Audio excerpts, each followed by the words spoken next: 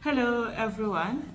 So today's news: SDP expels El-Rufai and bans him for 30 years over alleged attempt to hijack, destabilize party slash other things that they are saying. So this is Sahara Reporters. I'm taking this from Sahara Reporters. Other media have carried it, and what they're saying that this was announced in a statement issued on Monday by the party's national publicity secretary Araba Rufus Ayenigba.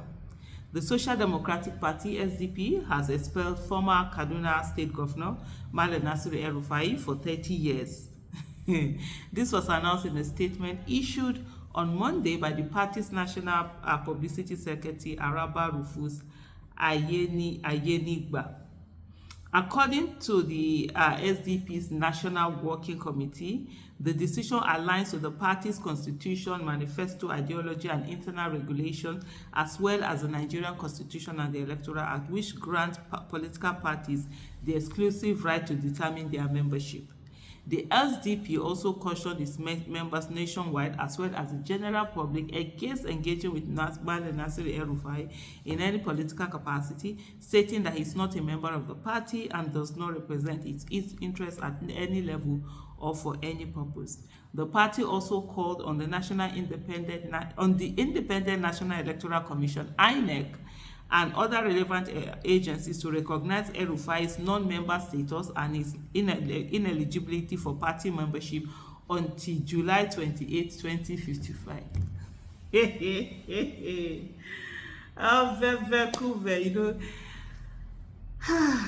Sometimes you just watch here. When you see political parties and politicians and everything, you really wonder, do they really want Nigeria to work? Or are they okay with the status quo? All they want is for them to have something that they will not be able to use to gain from the dysfunctionality that is Nigeria. Because I don't understand all of this, you understand? And for me, it's not as if I'm trying to defend Nasir El-Rufai or anything. It's just the fact that right now we have a situation, and where people are coming together to say, okay, look, we have a coalition, we are adopting a particular party for the 2027 election, right? Most of these parties that you see, the SDP included, they were all the parties that were looked upon to do this thing, but most of them couldn't let go beyond whatever it is that they are holding to. They couldn't let go of that and focus and say, let us build a nation. This is not about political party. This is not about say, our political say, what's that thing they usually say, anti-party activity or whatever. At this moment, at this time that we are in Nigeria, Nigeria is at a place where it is on the edge. Nigeria is dying. It's on a lifeline. It's in coma. The life support system is almost being taken off, so we don't have the luxury to say, oh, okay, let's do this, okay, let's be. No, we don't have that luxury.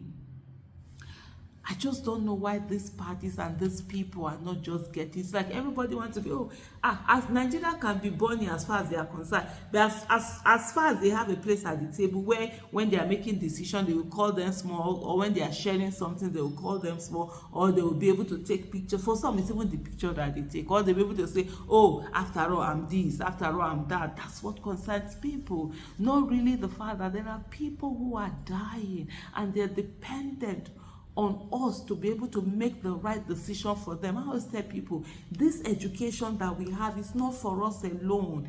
There are many millions Nigerians who didn't have the opportunity to be educated. So when you're speaking, you're not just speaking for yourself, you're also speaking for them. There are other people that have mouth to speak for themselves, so those ones, let them speak for themselves. But there are people who genuinely do not have the mouth to speak for themselves.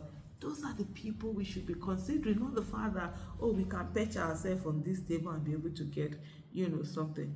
The party also called on the Independent National Electoral Commission and other relevant agencies to recognize El-Rufai's non-member status and his ineligibility for party membership until July 28, 2055. According to the National Working Committee, despite confirmation from the Kaduna State chapter that El-Rufai has not officially joined the SDP, Oh, they are saying okay. They are saying he has not officially joined, but when they were going about making this thing that oh he's part of them, that was okay with them. They didn't check the confirmation or non-confirmation.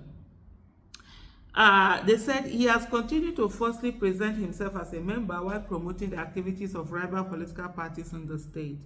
At the initial stage, El-Rufai was given the benefit of the doubt, given his status as an elderly person. When did El-Rufai reach elderly person?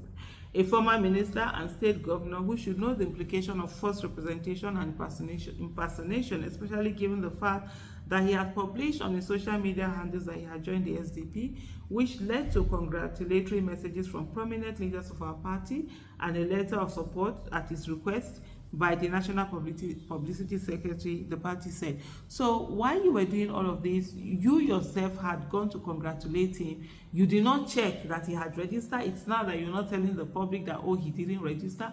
So why were you congratulating him if he didn't register? All you needed to do was to call his word and be able to know whether he registered or he did not register. He said, however, upon thorough inquiry, it turned out that the Kaduna State SDP was right, that El-Rufai had not joined the SDP. So if he has not joined the SPP, what are you expelling him from? What is it that you say you've expelled him and for the next 30 years he shouldn't go? So what are you expelling him from if he has not joined the ADC or if he has not joined the SDP? All you need to say to him, stop false impersonating. If it's fraudulent misrepresentation or whatever it is, you tell him stop this impersonation, but you don't expel someone and then you say he was never part of it. So what are you expelling him from? The statement noted that El-Rufai failed to register at his word as required by the law, despite falsely publishing on social media that he had joined the party, alleging that he said he devoted so much time putting up false representation of membership by seeking photo opportunities with the suspended national chairman Shehu Musa Gabam and some leaders of the party who assumed that he had joined the party in Kaduna State. So that's what I'm saying. Even if he has done, okay, why are you not saying you've expelled him? So you're also leading credence to the fact that he had joined, because you say you're expelling him. If he never joined, what are you expelling him from anything for? Just say him to would have just said to him he should stop impersonation. The party also accused El-Rufai of intolerance and persecution of the party as an opposition while he held sway as governor of Kaduna State under the All Progressive Congress APC. When he joined, he had already done this. So why didn't you say it then? According to the statement, part of the many sins of El-Rufai which attracted the expulsion and the 30-year ban from the party read, rather than register lawfully at the ward executives, El-Rufai simply forged his own document and self-registered and allocated to himself number 001 in the SDP membership register of Western Keyword, Kaduna North Local Government Area, as if the ward had no single member prior to his purported journey. This is contrary to existing and updated records of the SDP. His dodgy membership status aside, he has been illegitimately trading with the name of the SDP in various forums and other political transactions around the so-called coalition. Despite knowing that he has no such authority and contrary to the declared policy of the SDP National Working Committee and other organs. Additionally, despite his opaque status, innumerable have been his de-establishing schemes against the SDP at national, state, and local level, such that peace, which was the hallmark of the party, has eluded it since he began fraternizing with our leaders and membership. The obscene dangling of cash and other inducements and poor guile and utter deception, misinformation and disinformation have characterized his modus operandi, leading to years of comradeship giving way to disunity, distrust, intrigues, and manipulations, culminating in sponsorship and financing of grossly unconstitutional and brazenly bizarre pronouncement and gambits. Lord have mercy. There's a whole lot. Maybe you just pick it up and read it from there. Thank you so much for watching. Bye.